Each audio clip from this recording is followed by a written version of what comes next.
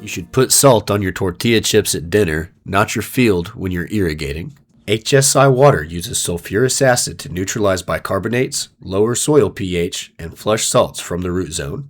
Cleaner water, healthier soil, less buildup in your lines. Producers who get their irrigation water dialed in see better nutrient uptake, improved infiltration, and reduced fertilizer costs, season after season.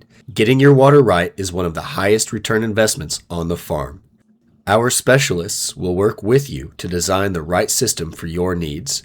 No guesswork, just a clear picture of your water chemistry and a plan that fits your operation. So, is your water working for you or against you? Find out at hsiwater.com. Text SALTY, that's SALTY, to 979-232-2528. Hello, friends. This is Tillery, Tim and Sims with you again. Welcome back to another episode of Conservation Stories. Conservation Stories is a podcast brought to you by the Sand Hill Area Research Association. And you'll notice that today we're in a different setting. We're actually in my house, and I have Marshall Tolleson here with me today. We're sitting in front of my beautiful great aunt's painting, and this painting hung in the Union Baptist Church for many, many years until that church was torn down when like many small towns around here, Union kind of folded up and went away. So I don't even think the school's out there anymore. That's kind of how things have gone around here. It was a cool story. You were telling me about it. You should do an episode on that. Yeah, that's actually a great idea. Something like that, yeah. So, Marshall, I was in Tall 18, and one of my favorite Texas trip was Sonora. And that is where I met your dad. Yes. Yep. And some of the other great folks down in Sonora. And then we were back, SARA, the organization was back, set up at the 110th anniversary of the Sonora Station, which is an amazing historical, it's in the Texas Historical Records. I believe it. Yeah, so some of the buildings are over 100 years old there. And so you and I met there, and you were telling me some about what you're doing. And I said, hey, you should come to a podcast. Yeah. And so, yes, you're recruited. So I'm glad you're here, and you're kind of like my guinea pig to figure out how to do this podcast when we don't have jackalope available. So I appreciate you being flexible and helping us get it all figured out. No problem at all. So tell us a little bit about your background. So you mentioned my dad. That's kind of important to understand in the context. He's as we're recording this, he's the station manager of the Sonora station down there. We've always been sort of an ag research or extension family. So when I was born, he was working at the Vernon station. Okay. So I was born not in Vernon. I was born in Wichita Falls. Yes. I was actually almost born on the road to Wichita Falls. It was a pretty. I can believe that. Yeah, because you have to drive. Interesting story. Yep. So I was born in Wichita Falls while my family was working at the Vernon research station there. And then when I was young, we moved to College Station because my dad went back to school to get his PhD as he was a technician in a couple of labs there. Okay. Once he got that PhD, nobody likes to hire, people will do it. It's a good idea to not go work at the school that you got your PhD at. Right. They don't want that necessarily. Right. Yeah. So we moved to Arizona, where he ran a similar program out there. He established it in a little town called Cottonwood, Arizona. So it's right outside of Sedona.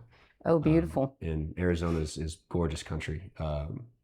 Like 1/3 of the state is public land. So for a teenager, I could just get in my truck and just go out and just be out in the desert. And that was a lot of fun. Wow.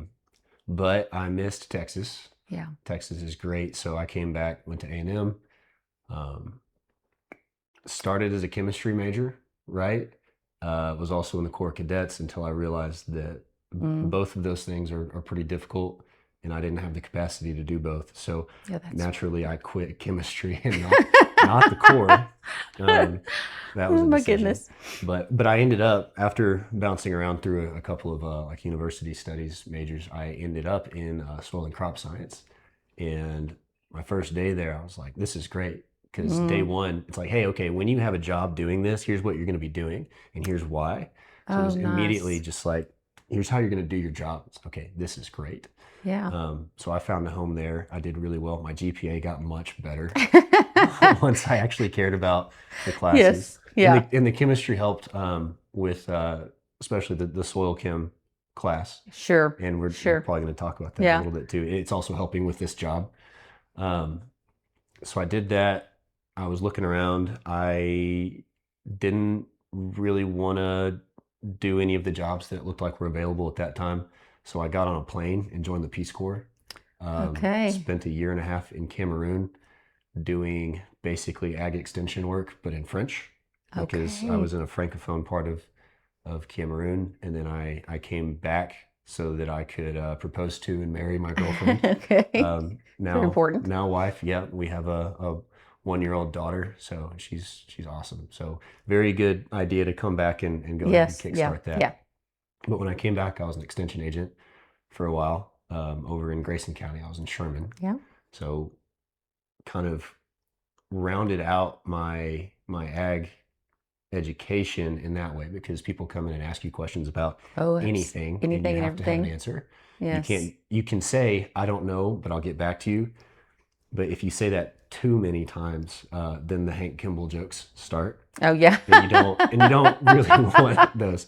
Green Acres is hilarious, good show, Oh but my you gosh. don't want to be Hank Kimball. Yeah. Right. So so did that for a couple of years, and then Dr. Wayne Smith down in College Station, his technician retired, and he called me up and said, "Hey, would you like to come be my technician in the cotton breeding program, and get a master's as you're doing it?" I said, "That sounds fantastic." So then we moved down to College Station. I spent I had four planting seasons and 3 harvests.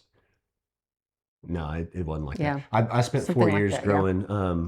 growing cotton and learning how to breed cotton and learning how to grow it and how to farm in general, and getting that very hands-on experience That's great. on a smaller scale, Right. right? Yeah. But Right. using old equipment and just figuring out, okay, how does this Yeah. work in the real world? Because as an extension agent, you teach Yes. people what to do. I couldn't tell them how to do it.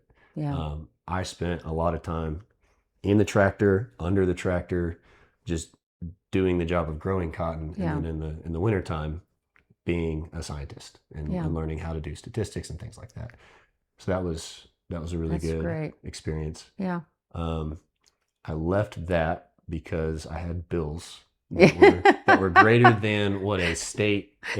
agency will pay a technician. So Right. I Right. went private industry for a while as a breeding technician, and then just wasn't quite getting what I wanted to there, and so that's how we ended up here. I had some guys that I knew in college. One of my mentors called me and said, "Hey, I have an opportunity that I want to talk to you about with this company called HSI Water. They use sulfur to treat water.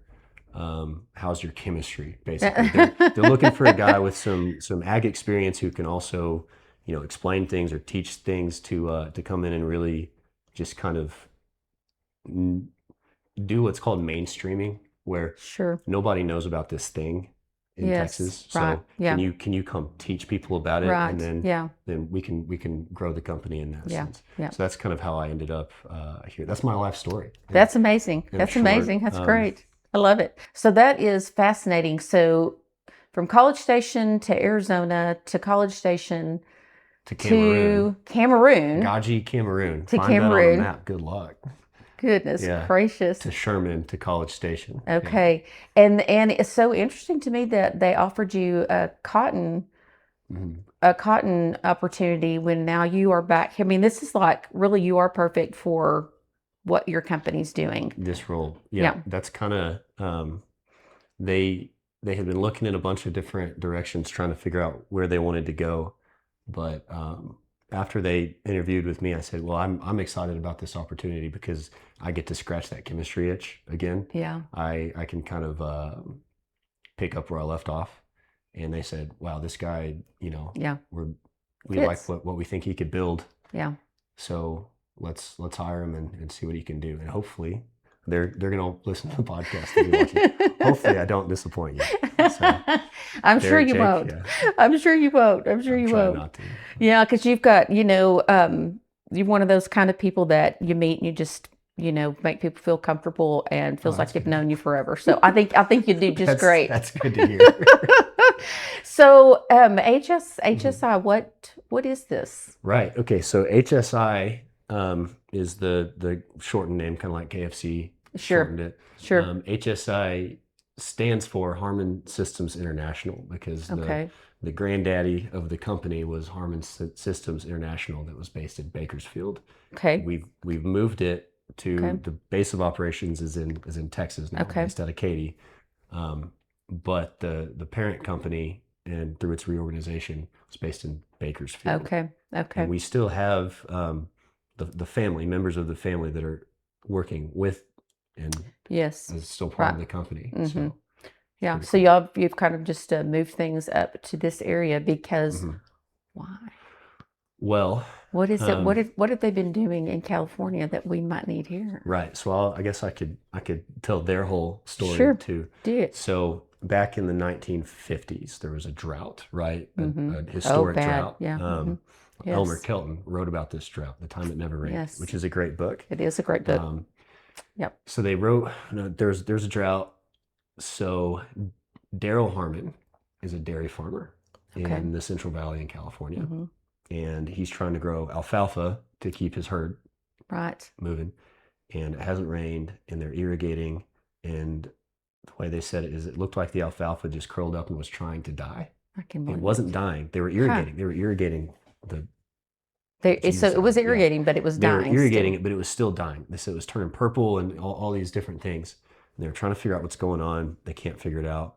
So eventually they go get a backhoe and they just dig a little trench in the field, like what you would do in a soil science class to go Mm-hmm. look at the soil profile. Yeah. And they climb down in the hole that they just dug, and they see a line of salt buildup, just like the Oh top no. foot or whatever it is, just salt built up. And it's like, okay, this is probably a problem. So they take that information to their extension agent, and he says, okay, yeah, your problem is your water has got too much salts in it. You need to apply sulfur. So they did. They put out granular sulfur, irrigated, and it's kind of like, okay, nothing's happening. So how long is this supposed to take? Well, Right. 3 to 5 years. You Oh. could start seeing some effects in a year, but if you depending on how you put Mm-hmm. it out, the bacteria have to process it in the water. So you have to have Oh my goodness. thiosimonas or whatever it is and water in contact with the sulfur at the same time, and that will turn it into acid, lower the pH of the soil, which will allow those salts to dissolve and wash that out. So it's a little more technical than just yeah. Yeah, Mm-hmm. it's not like nitrogen where you put it out. You probably put it out in a plant available form. It takes it up, and in 3 days, Boom. it's greener, Right. right? Mm-hmm.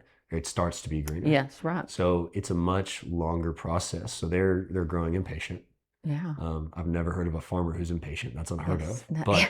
But these guys were impatient, and they looked into it more and said, okay, well, how is this working? Okay, so the bacteria is oxidizing the elemental sulfur and doing all of this. Oxidize. Where have I heard that before? Oh, lighting things on fire. That's oxidation. So that's what they did. They went in their shop. They put together the prototype of a sulfurous acid generator, and they put sulfur in one end, and they routed the gas into their irrigation somehow, and they lit it on fire, and it worked. They were able to dissolve that salt layer. Their alfalfa came back and all of this stuff, and they said, okay, we've got something here. There's a problem, and we've solved it. Mm-hmm. So then over the course of the next 20 or 30 years, they optimized that thing, because Mm-hmm. the concept is simple. Mm-hmm. Light sulfur on fire, put the gas in some water, problem Yeah. solved. But there's a lot of calibration and design Oh, sure. that needs Yeah. to happen. Right. So it Right. took them 20 something years to get the design that we have now. So by the 70s or 80s, they had the design. It hasn't changed since then. It works. Wow. It's very delicate. I've been told Yeah. not to mess with the design of the machine. They said, we know you want to tinker and mess with stuff. Don't touch it. Don't touch that. It took us 30 years to Anything get else, don't touch that. it. And So they started doing that. They, I guess, figured out that the manufacturing business is a little more lucrative than the dairy business at times. So Yeah. they've rotated into that. Um, Daryl's son John did that, plus some other ventures that they looked at. Um, his grandson Jeff is the one who's been putting together the units out Yeah. in Bakersfield, California. Um, so they brought on a guy, Terry. I'm sorry if I get this wrong. I believe he was an architecture student in the area. They brought him on. Somehow they met, and Well, you told me last night he's basically a genius, a yeah, chemical genius. Yeah. Terry's a genius. Don't tell him I said that. Terry didn't say that. No, but he is. He's a genius. But he also found a soil science professor at one of the University of California system schools Okay. close by, and he said, "I'm not going to go work for this company until I understand the chemistry." So they spent 15 years over the course of Terry working with Wow. HSI, getting Terry built up in this chemistry. The chemistry Right. is all in bicarbonate and bisulfite interactions. That's the basic thing. Right. Okay. So once Terry understood it well enough that he's like, okay, I'll come work for you. And Terry handled sales. I think he did a lot of service. He was just all over things. doing Yeah. stuff. But he's one guy. He has a certain amount of capacity. So he did a lot of good stuff. I think he put 2,000 units in the Central Valley in California. There's a unit on the old course at St. Andrews golf course. Somebody in Australia has one. Somebody in Yeah. Japan has one. So Terry did some incredible Wow. things. Yeah. And he's been the ambassador of this company and this technology. Mm-hmm. But then Yeah.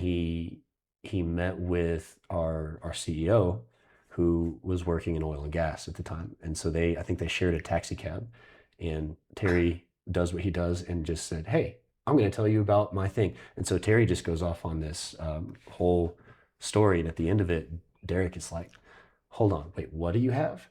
So that kickstarted a 5-year conversation where Derek's learning more about it. Um, Derek got his kind of support system put together, Yes. and then so Derek and the other people in the company Uh-huh. got the financing, bought the company, and are moving it to Texas because Derek saw, okay, Yeah. the problem that you're explaining when I'm running around doing oil stuff around all of Texas, Yes. that's the same Mm-hmm. problem we're trying to solve in some other things. Is how do we get some of this water to producers that like everyone has salty water. If Yes. the water comes out of the ground, it's too salty. The Right. plants, we're reducing yield. It's a Right. problem. So they figured out what they had, and it's like, okay, we could do a lot of work in Texas. Mm-hmm. So that's when they kicked it off. Derek and Jake is the partner. He's our COO. Yeah. He's my boss. Well, it's a good, Yeah. this is a good place to come because I know, like, well, there's always been, parts of the area that have, salty water. Mhm. But as our water is, gets, shallower and shallower and shallower, so that salt content, Right. it continues to build up. And Right. so, yeah, I know. I mean, I've seen, and this was probably 6 years ago, pictures of, you know, there's enough salt if it just doesn't touch the plant, it's okay. You know what I mean? And so it's a deal, and you guys come at the right time. And I know too that they're talking about, experimenting with the Dockham aquifer, which is underneath the Ogallala, and it's supposed to have a lot more water, but it is all very saline. And so yeah, there could be even more opportunity in the coming years too. Right. And so that's what we're looking at in general. This is a conservation podcast, right? So we kind of see ourselves definitely as a conservation company. We provide a piece of equipment that allows you to get more out of the water that you do have, so that you don't have to over irrigate. When I was in college, they taught us, okay, if your ground is too salty, how do you fix a saline soil? You leach it out, but you leach it out with salty water. So you have to do this calculation of, okay, how much do you have to over irrigate to get it to? You can't do that here. That's a waste. Yeah, you don't have the water anyway. You don't have a choice. It's not even possible So here. how do we conserve our productive lands while using the water that we have available? Exactly. any groundwater that you pump out of the ground is going to have more salt than what a plant would prefer, right? Because the water is going to reflect the geology of the rocks around the aquifer and all of the soil that it percolated through to get there in the first place. Yeah. So it's got too much salt in it. Whereas like rainwater, the water that before we started pumping water out of the ground, rainwater is exactly perfect. Rainwater has a pH of 5.5 to 6.5. It's slightly acidic. That's amazing. Wonder who figured out we needed that kind of water. Right. I have an idea. But yeah, so like that's the way that plants were, I would say, designed to grow is in this rainwater. The rainwater falls, it mineralizes what's in the soil. And that's the system as it was designed. Right. But in places where it doesn't rain enough, you can't grow a crop and farm profitably with just rainwater. Not here for sure. No. Well, they're finding ways, but it's very difficult. Right. It is very difficult, and sure. certainly if you can, have the ability to irrigate. I think about here 30 years ago, just people say, man, you can pretty much control so many things because you've got all this irrigation, available to you, and you don't get too much water. Right. And so, I think it's really true that we were fortunate, but as time has gone by, we just don't have the amount of water that we used to have anymore. So you're kind of here just trying to connect and get the word out that there's a tool that's available and there's an option out there now. Yeah. So we see our technology as the way to get your irrigation water as close to rainwater as possible while mimicking the way that nature creates rainwater in the first place. If you listen to Terry talk, he's got a ton of videos on YouTube. Great. He explains kind of the chemistry of what's happening in volcanoes. Volcanoes are burning sulfur, producing this gas. And that process, as that sulfur dioxide makes its way into the atmosphere, that's what's acidifying the rain. So naturally, that is the way that nature creates the rain that falls, and that is perfect. It's not from CO2. The pressure in the atmosphere isn't great enough to put CO2 and make carbonic acid that falls. It's sulfur dioxide. Wow. So every time a volcano goes off, that's what's happening. That's process, fascinating. Yeah, the process has been helped a lot by like cars burning, and then also coal plants put some sulfur dioxide in the atmosphere. So and that's something that you don't ever hear about. Like you never hear anything that they've done that's positive. So that's really interesting. It's there's a way. Yeah, and obviously acid rain when it gets so acidic when it gets really bad, it's dissolving buildings. That's bad. So that it's there's got to be like there's a balance there. Everything in moderation for sure. Yeah, for sure. Interesting. So we kind of joke about our technology being like a little mini volcano. It's a very controlled volcano that is treating the groundwater to make it as close to rain as you can get without doing reverse osmosis and stripping everything out or distilling the water and then going back and adding things, doing things that would be so expensive that it wouldn't work anymore. It's like overkill. It's way overkill. And that's actually the economic impact and the environmental impact of having to do all of that just to turn on and reapply it to land. You're not gaining anything from that. So why not just take one of the chemical processes that nature's already doing that purifies this water and makes it fit to be fantastic irrigation water in the first place, and just kind of mimic that in this little machine. It's like 3x3. Okay. It's maybe our most heavy unit is like 600 pounds. It's small. You just plug it in. You plumb it in. You're kidding. Yeah. Oh, wow. Yeah, I guess I need to show you a picture. Yeah, we need to see some pictures. They're not that big. You could set them by a center pivot. I see people have got tanks, big old tanks of something. I haven't figured that out yet. But, fertilizer probably.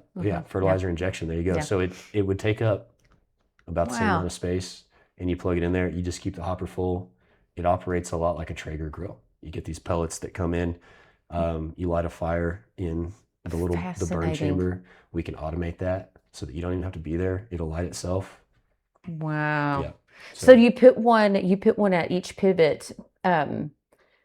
which makes sense around here because we have so many wells that are running a single pivot most Right. of the time. Yeah. So you can do that. If you're using one pivot at a time, you could actually put it on a trailer and move it Oh, around. So yeah. there's some options. Yeah, because obviously it's Yeah. not so big that it can't be portable. Exactly. Wow. Or if there are some people who have done it where they have one unit and they plumb it in, they fill a vat of this weak acid. And I can go into the chemistry Wow. too, or we could save it for the radio show, whichever one you want. We But are you going to can- do radio show today yeah. too. So So you leave it for my brothers. They'll ask you all those questions, and I'll just be like, We'll- "You we'll- all sound like Charlie get Brown's into it. school teacher." wah, wah. Yes. Yeah, my wife says that sometimes. But so you can fill a vat of this acid and do it the same way that like a golf course. They do sulfuric acid injection a lot of times. And our acid doesn't corrode as bad as sulfuric acid does. Okay. But you could fill a vat full of acid and then have that inject using the same injection system much more economically, because you're buying sulfur pellets instead of buying someone else who's made the acid. You're buying a lot of water. You're shipping that water. You already have water. Why are you doing that? Why are you doing that? Carbon footprint is lower if you use our system Oh, yeah, versus some other stuff. exactly. So it's Wow. there's options, right? You know what's interesting to me, and I actually did a podcast several months ago with a guy that I met in California, and what I found interesting about California was how regulation has driven a lot of invention there, you know, and in innovation. And I asked him, I was like, come on. I'm like, you know, in Texas, we're like, why do you live in California? And he's like, that's where I'm from.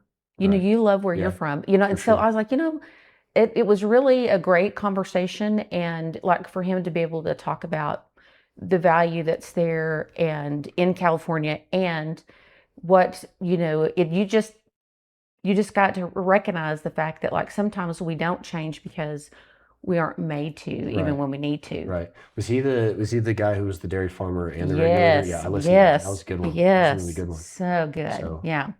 Exactly. Yeah. So that's kind of what I think. I think about a lot of things that, you know, the technology that's been in other places that maybe we haven't needed until now, or we just haven't been aware of. You know, and things, you know, they start to change when you lose water. Yeah, necessity is the mother of invention. Yes. Sometimes we create our own necessity, and sometimes the necessity is, well, I've got 20 years of irrigation left with water that is salty enough that it's like was it Troy, where they destroyed the agriculture of the region by salting the land? Yes. And we're doing that to So ourselves. that's interesting idea too. Like, so, you know, a lot of the other things that we have around here are, you know, old oil field, you know, old wells and pads and that kind of stuff that you can see even where when it rains that you can just see like where the salt has run off and there's just just dead. Yeah. Is there a potential for maybe some soil remediation? Oh, yeah, absolutely. So a part of what makes us feel like we're a conservation company is the fact that we can help you get more out of the rain when it does fall. So the problem with the bicarbonate buildup in your soil is it's a lot like when you get lime buildup on your shower head. If you live in College Station or Bryan or anywhere with as bad a water as what we have, you know that you've got to be cleaning out your shower head or you lose pressure all the time. Well, so you get the same thing in the soil. When you have that bicarbonate buildup, it just clogs the ability for water to move through. So if you can remove all of that, you open up these pores and suddenly water can percolate when it's deeper, and it can infiltrate at the surface of the soil. So when the rain falls, like we had some rain last night, how much of that do you think ran off? Oh, yeah. So what we've found is we allow percolation through the system, so when it does rain, you get much less runoff. Like at the historic or the Sonora Research Station Anniversary Day, the rangeland guys are always there with their simulator. This is bare ground, this is ground, and this is fantastic ground. Right. What they're showing you is how much gets percolated versus how much runs off. Right. Well, our system will do kind of the same thing as getting roots through. It's just punching new holes. we're opening up the holes that were already there, but they're clogged. They're clogged. So when it does rain, Oh, instead of goodness. you losing, half of that rain and some of your topsoil to runoff, it actually goes in the ground. You can keep it there. Yeah, and that helps, because ultimately, whatever water goes into the ground, eventually goes back to the aquifer. It takes then it a recharges, long time, but your great yes, grandkids exactly. may see that water, but I mean, we expect to be around that long, right? Oh, Like sure. people are going to be here, Yes, we and do. so Yeah. we Yep. do have to think We gotta think kind ahead. of in those Yes. terms. Yep. But when it does rain, you're not giving that away, right? Like Right. once that water hits a navigable stream, it's not yours anymore. Yeah, But don't we live have in Texas. we have no navigable streams around here. I don't know if you've noticed, but we do Well, have what's the bar saying? ditches where it all goes into the Right. side of the Well, road. Yeah. navigable in part is navigable in full. So even if when it dumps into the coast, that stream, you could fit a kayak through it. Yeah. But so once it hits a patterned flow, then Yes. it's not Yeah. yours anymore. You can't really, which I don't know, that may not be true. Someone can fact check me on that. Yeah. But if the I think water, it depends on what what day the Supreme Court wakes up on. right. But that water in Texas, while it's still in your field, that's your water. Right. Why are Yeah. you letting that go downstream? Then it just has to go into some flood mitigation for somebody else because that's what we've got in our waterways now. So if you can open up the pore spaces in your soil, you can keep a lot more of your water. And we know that works because some people, you can put this system in a pond, treat the pond, irrigate out of the pond. Or if you just want to keep the algae down in your pond, that bisulfite ion has some algicidal properties to it. So some people thought their irrigation pond was lined. It was not lined. There was just so much bicarbonate buildup that it had sealed itself. Well, once they treated it and they got this acid in there, it dissolved all of it. They came out the next morning and half their water's gone. They said, "Oh no." Oh my they figured goodness, out they had funny. to let it drain and then come back in later with sodium bentonite and line their pond. That way they could use it for irrigation. So we tell people if you're running an irrigation ditch, like if you're on a canal system, Yes. Yeah. and that's not concrete, Right. it's not lined, don't treat the water in the whole canal. You've got to treat it when you get it out of the field because otherwise you're gonna lose all that water. It's gonna just drain. Wow. It's that effective at dissolving bicarbonates. So is it high levels of saline that you guys can handle? We handle all sorts basically. Okay. So it's the sodium. We don't take the sodium out of the water. You can't really do that without distillation, but it makes it so that the sodium doesn't stay put. Okay. Sodium building up in the soil, it replaces calcium on the cation exchange capacity, and that's what's causing problems because you're not keeping any of the nutrients that you want in the soil. But sodium is so soluble that if you wash it, it will go to the edge of wherever that horizon is where the water gets to. So if you water, 3 inches, by the time it gets through the soil, it'll be a foot down. You've now moved all of that sodium through to the end of the root zone. It's out of the root zone. Yeah. And so the less soluble but very, very important plant available nutrients like your calcium, nitrates, everything, those are still in the root zone. Okay. But they're not, it's not like you've got a bunch of sodium getting in the way to where it's blocking the root hairs. It's blocking it. Mhm. Wow. Yep. Oh, that's interesting. Wow. Yeah. It's a lot to think about. I had never thought about like soil health in those terms until they sent me a recording of Terry talking. They sent me some PDFs and like, this is what we've got. And I watched the recording and 2 hours later after I had read everything, it's, oh, this is genius. Wow. Why did we not teach this in class? We don't think in those terms. Right. Well, we haven't needed it till now. No, we haven't. But I think there's a lot of, probably some people have needed it. We just haven't had it, or maybe they've had some other kind of a system. But I know that you're going to do really well here, because it's a solution that people can actually put to work. And it's got to be something, that now, as, of course, cotton prices have gone back up, thank goodness. But, it's just, it's expensive, and so margins are so tight. But I know that what we say a lot around here is you're not you're selling water. Mm-hmm. You're not really selling a commodity, you know what I Mm-hmm. mean? So You're selling water and yeah, fertilizer. yeah. And so you've got to figure out like how to get the best use out of that water. Mm-hmm. And man, when you can actually benefit Mm-hmm. more from every inch of water, that's a big plus. Mm-hmm. So we've got one study. It was out of the research station in El Paso. It was a 1-year study. They Good treated place to start. apply, and I think this was back in 2014. They used our technology on their irrigation for 1 year, and they said they saw a 30% reduction in salt buildup in the soil. So not only did it not get worse, it got 30% better in 1 year, and they saw a 20% bump in yield versus the county average. And I would, as a cotton guy, I need to look at this because like Yeah. this sounds too good to be true. I don't know. They said they saw a 10% increase in fiber length. Really So interesting. if you were selling at a discount, Right. maybe that's enough to Yeah. get you into the Right. non-discount area for your upper half mean length. I Wow. don't know. So that would have some economic return if you're Sure. not having to sell Sure. your cotton for less. You know, one thing that might be interesting too is there's a company that we've worked with some, and they have worked with a larger corporation that needed some water offset credits, you know, and so they have provided these new moisture probes, and they're not just to just check the moisture because they've got some kind of sensor that runs also, you know, horizontal out from the Right. rod, you know, Right. that you stick in the ground. And it doesn't just, so it's measuring also the uptake of the plants. So it'd be really interesting to combine Yeah. that, I would what love to they're see that. doing with what you guys have, because you could really see like, okay, in terms of like the benefits that you're bringing of how much more plant available nutrition you're bringing, and what that means of making each inch of water more efficient. And we think, I know this goes against common knowledge, right?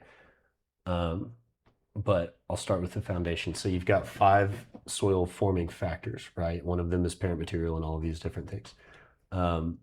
We were taught that they're kind of trying to make a 6th soil forming factor. It's called management, which before it was just Interesting. under like biology, like what Sure. animals are existing on this. Well, Right. if human management can affect soils very quickly, and we're finding out they can affect soils very quickly, Yeah. we think through management you can actually meaningfully lower the pH of your soil to be at that 6 to 6.5 range, which is where most important nutrients in the soil are the most available, or not the most available. It's just where most of them are readily available. Wow. Because some things are better at a lower pH, some things are better at a high pH. But to get generally everything just about right, it's about 6.5. Fascinating. And you got to fix your water first, because your soil will reflect whatever water is hitting it. That's why in the East, where it rains 4 feet a year, their soils are acidic. In a rainforest, the soils are acidic. In places where it's dry, they're basic. Yeah. Because the rain hasn't mineralized all this stuff in the soil yet to get to that more acidic. Right. Man, there's so much. I know so little about any of this stuff. That's so fascinating. I mean, just to think about, you know, I've always known the difference between, in fact, in my backyard, I could not get, I mean, it's been bad this year, like bad. And I generally have, I mean, pretty much it's not hard for me to grow things, but this year it was terrible, you know, and I finally just decided, okay, I need to water everything really, really, really deep, you know what I mean? So slow, water everything really Probably deep, so. you know what I mean? And it did okay, but then it rained. And then And you just can't, I mean, and plus, what am I putting out there? I'm putting out there city water. which You know, is right? got, Yes. does the shower head have scale Yes. build up? Oh, let me tell you something. Okay, You know, what we call it around here is like the town without a toothache, you know, because we You don't, okay. yeah, You we don't have a flat. lot of hard water. That's Yes, hilarious. yes, yeah. Yeah, But that's you know, also just that so much stuff has been stripped out of it and put back in it, and you know what I mean. And so, you know, you're just not getting the very best, and it's just the difference between the pot that's on my front porch that I can only use it's not getting rainwater, which it just says to also need to put rain collection on my house so that I can, idea. I know, exactly. Yeah.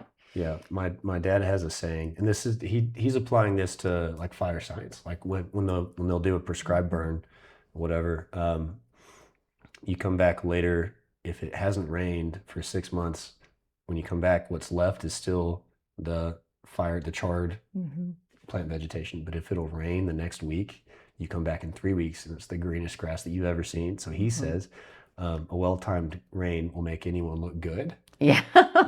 Yeah. And I've used that when I've talked to golf course superintendents as well, and that clicks with them. Yeah. Because they're watering. A lot of those guys are watering with reclaimed city water. Yes. So we think our salts are high in our drinking water that we're watering our gardens with. Yeah. Those guys, they have to plant species that have been selected and then bred to be more tolerant of salt. So like seashore paspalum, grass that grows by the sea. Goodness. They're putting it on a green or a fairway so that it can tolerate the grass that we're watering it with. Wow. Inland, hundreds of miles inland, where it never would have grown naturally. But that's what they have to do to keep it alive. Right. And I have to tell them too, okay, so it's got a genetic tolerance, but what do you think its biological preference is? Right. Right? So I'm sure the paspalum would still do better if you watered it with something that wasn't as salty. Right. Which is rain for the most part. Yeah. So when it rains on a golf course, the superintendent is happy. Yeah. But if you can, use what you guys have to make your water as close to rain as possible, that is super beneficial. Wow. And we think that you need to make household units for this. Not yet. I'm working on it. Terry and I have been bouncing ideas back and forth. I won't tell you what my idea is. I don't want to Don't give it away. I don't want to do free R&D for anybody else, but my idea was bad. And Terry's idea is objectively much better. Yeah. He might have been at it a little bit longer than he has. He's got a little bit more expertise. Head start. Exactly. Wow. But we're looking at it. It's just like the way it exists right now, it would have to be like the size of a coffee cup to treat the gallons per minute. And there's just no way. Yeah. There's just no way. Wow. But we can, we're looking at it. Yeah. Well, especially, around here where there's some larger homes that, they have, 10 acres or, what I mean? Things like that, that would be another, If you run 50 gallons per minute for at least 45 minutes, we have a unit that'll do that. Oh, yeah. So I think the smallest system that I've ever heard of is a 1 acre drip system. Okay. On an orchard. I was going to say a vineyard. A vineyard, which on the ride up here, I saw a lot of vineyards. We have a lot of vineyards. In fact, you will be talking with my brothers today about, and both of them they're both grape guys. Okay. Yeah. Nice. My first my brother is, so the land that they're on is like our family land, and it runs through a draw. And so, up on the hill is the vineyard, but down in the draw have been salt cedars. Right. So that tells you there's salt water all in that underneath there, you know what I mean? And so that's going to be a fun conversation that we will have with them, because they'll probably have much more intelligent questions to ask you. see if they can stump me. I think is it a call-in show?